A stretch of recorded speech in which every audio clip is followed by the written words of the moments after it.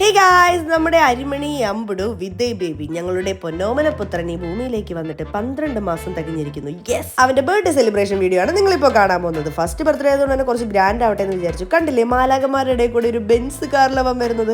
അവന്റെ ഇരിപ്പ് കണ്ടോ, ആ നോട്ടം കണ്ടോ, അത് കണ്ടാൽ തോന്നുന്നു അവനാണ് ആ കാർ ഓടിക്കുന്നതെന്ന്. അത് റിമോട്ട് കൺട്രോൾ സെറ്റപ്പ് ആണെന്ന് അവനറിയത്തില്ലല്ലോ. അവന് കമ്പനിയായിട്ട് ബാക്കിൽ ഒരു കടുവയും ഒരു മുയലും. അയ്യോ, ഞാനും മെനുക്കുട്ടയിലോട്ടോ, ഞങ്ങളുടെയും ബാക്കിൽ ഒറിജിനൽ ഒരു കാർ. എന്തായാലും എനിക്കും മെനുക്കുട്ടയ്ക്കും ഞങ്ങളുടെ ചെറുപ്പത്തിൽ ഒന്നാം പിറന്നാളിന്റെ ആഘോഷമോ ഫോട്ടോസോ വീഡിയോസോ ഒന്നുമില്ല. അപ്പൊ അതിന്റെ വിഷമം അങ്ങ് മാറട്ടെ എന്ന് വിചാരിച്ചിട്ട് അവന്റെ ബർത്ത്ഡേ ഞങ്ങൾ നന്നായിട്ട് അങ്ങ് ആഘോഷം. ആദ്യം തന്നെ അരിമണിയുടെ ഒരു സ്വാഗത പ്രസംഗം ആയിരുന്നു. നിങ്ങൾ വിചാരിക്കരുത്, വെറുതെ മൈക്ക് കൈ പിടിച്ചേക്കോ, തരുന്നില്ലായിരുന്നു. അങ്ങനെ തിരി കൊളുത്തി ഞങ്ങൾ അത് സ്റ്റാർട്ട് ചെയ്തു. അവന് ഇത്തിരി അലമ്പായിരുന്നുണ്ട്. അവന് പകരം ഞാനാട്ടോ കേക്ക് കട്ട് ചെയ്തത്. അരിമണിക്ക് വേണ്ടി ഞാൻ പ്രത്യേകം പറഞ്ഞ് ചെയ്യിപ്പിച്ച ഒരു ബട്ടർഫ്ലൈ സെറ്റ് കേക്കായിരുന്നു. അത് കുഞ്ഞിന് കൊടുക്കാനുള്ളത് തന്നെ അധികം കെമിക്കലൊന്നും ഇല്ലാത്ത കേക്ക് വേണമെന്ന് പ്രത്യേകം പറഞ്ഞ് ചെയ്യിപ്പിച്ചതായിരുന്നു. അവൻ ആദ്യമായിട്ടാണ് കേക്ക് ടേസ്റ്റ് ചെയ്തത്. ആൾക്ക് ഭയങ്കര ഇഷ്ടപ്പെട്ടു. ഞങ്ങൾ പിന്നെ പ്രോഗ്രാം ഹോസ്റ്റ് ചെയ്യാനായിട്ട് ഒരു ആങ്കർ കുട്ടി ഉണ്ടായിരുന്നു. കുട്ടി ഞങ്ങളോട് ചോദിച്ചു, ഈ ഒന്നാമത്തെ പിറന്നാളിന് കുഞ്ഞിനോട് എന്താണ് നിങ്ങൾക്ക് പറയാനുള്ളത്?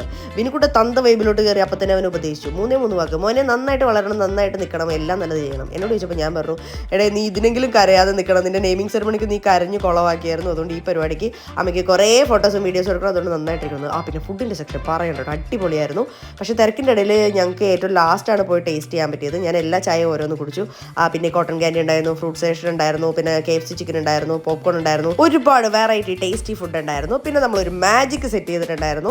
കുഞ്ഞുങ്ങൾക്ക് വേണ്ടിയിട്ട് കുറേ എന്റർടൈൻമെന്റ് പ്രോഗ്രാം ഉണ്ടായിരുന്നു. പിന്നെ നമ്മുടെ ഈ ബ്ലാക്ക് റെഡ് ഗോൾഡ് തീം എങ്ങനെയുണ്ട്, ഇഷ്ടപ്പെട്ടെങ്കിൽ കമന്റ് ചെയ്യാം. പിന്നെ അതാണ്ട് ഈ കാർട്ടൂൺ ക്യാരക്ടേഴ്സ്, ഈ മുയലും ഈ പുലിക്കുട്ടിയും, പുലിയല്ല കടുവക്കുട്ടിയും അടിപൊളിയായിരുന്നു. കുട്ടികളെ നന്നായിട്ട് എന്റർടൈൻ ചെയ്യുന്നുണ്ടായിരുന്നു. നമ്മുടെ അരിമണി ഇതിനെ നോക്കി അന്ന് വിട്ട് കുന്തം വെങ്ങിയ പോലെ നിൽക്കുന്നുണ്ടായിരുന്നു. പിന്നെ കിട്ടിയ ഗ്യാപ്പിലൊക്കെ പോയി ഞാനും മെനുക്കുട്ടി ഇട്ടപ്പെട്ടപ്പെട്ടേന്ന് ഫുഡ് അടി. മഴക്കാലമാണ് അറിയാലോ, നമ്മളൊരു ബീച്ച് സൈഡ് റിസോർട്ടിലായിരുന്നു പ്രോഗ്രാം വെച്ചത്. പക്ഷേ ദൈവം സഹായിച്ച് പ്രോഗ്രാം കഴിയുന്നവരെ മഴ പെയ്തില്ല, നല്ല ക്ലൈമറ്റ് ആയിരുന്നു.